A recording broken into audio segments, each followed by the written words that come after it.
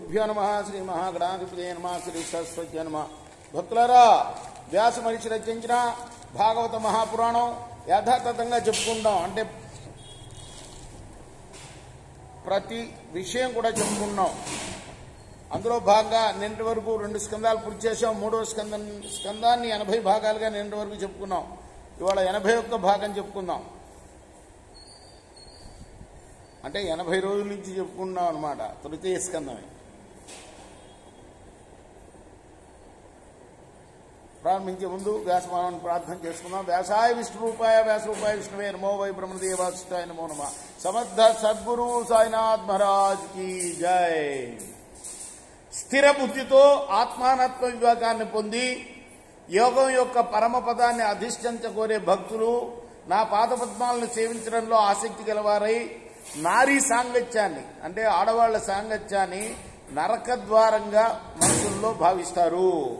నా మాయ చేత కల్పింపబడ్డ దుష్టకామనీ రూపంతో ఉన్న మాయ మెల్లగా సమీపించినప్పుడు భక్తులు దట్టమైన గట్టిచే కప్పబడిన కూపానికి అనురూపమైనదని, మృత్యుస్వరూపమై ఉంటుందని భావిస్తాడు. ధనధాన్యాలు, పశువులు, పుత్రులు, మిత్రులు, స్త్రీలు, గృహాలు మొదలైన వాటికి కారణభూతమైనది ఈ శరీరం. ఈ శరీరంలో ఉన్న జీవుడు ఇవన్నీ అనుభవించి మళ్లీ ఈ జన్మలోని కర్మఫలాన్ని అనుభవించడం కోసం ఇటువంటి శరీరాన్ని తిరిగి ధరిస్తాడు. మా ఆకాశంలోకి ఎగిరిపోయినా, భూమిలో దూరినా, దిక్కులకు పారిపోయినా,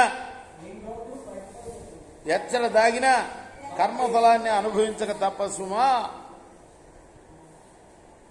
జీవుడు ఎడతెగని స్త్రీ సాంగత్యం వల్ల భోగభాగ్యాలు, పిల్లలు, ఇల్లు మొదలైన వాటిపై ఆసక్తి పెంచుకొని వచ్చే జన్మలో స్త్రీగానే జన్మిస్తాడు.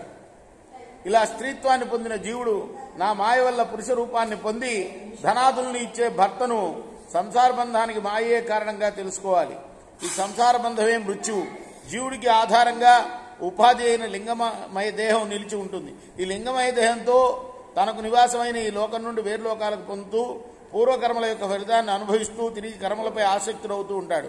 ఆ విధంగా ఒకవైపు కర్మఫలాన్ని అనుభవిస్తూనే మరలా కొత్త కర్మలు నిరంతరం చేస్తూనే ఉంటాడు.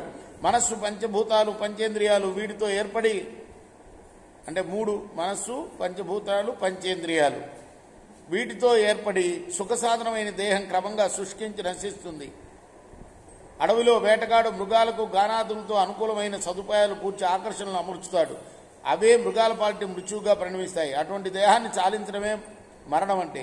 స్థూల దేహాన్ని చూచి దాని యందు ఇది నేను అనే అభిమానాన్ని కలిగి పదార్థాలను దర్శించడం, దాన్ని పొందడమే జన్మం అంటే. సకల వస్తువులకు సంబంధించిన జ్ఞానాన్ని పొందడానికి జీవుడికి సాధనం కన్ను.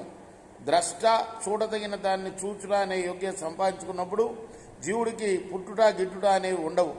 కాబట్టి మానవుడు పిరికితనాన్ని, దైన్యభావాన్ని వదిలిపెట్టి తొందరలేని వాడై జీవుని స్వరూపాన్ని జ్ఞానం ద్వారా తెలుసుకుని ధైర్యం వహించి బంధనాలు లేనివాడై యోగ్యమైన వైరాగ్యంతో కూడిన చక్కని జ్ఞానాన్ని అలవరుచుకోవాలి. మాయాకల్పితమైన ఈ లోకంలో దేహం మొదలైన వాటిపై ఆసక్తి లేకుండా ఉండాలి అని చెప్పి కపిలాచార్యుడు ఇంకా ఇలా చెప్పారు. రేపు మనం మిగతా భాగాన్ని 82వ భాగంలో మిగతా భాగాన్ని కొనసాగిద్దాం. కృష్ణార్పణమస్తు. స్వస్తి ప్రజాభ్య పరిపాలయంతాం న్యాయ మార్గం మహిషా గోబ్రాహ్మణేభ్య శుభమస్తు నిత్యం. లోకా సమస్తా సుఖినోంతు. కృష్ణ సాయి కృష్ణ. శ్రీ సచ్చిదానంద సద్గురు సాయినాథ్ మహారాజ్ की जय. चेकोरा हारती दिगो सद्गुरुनाथ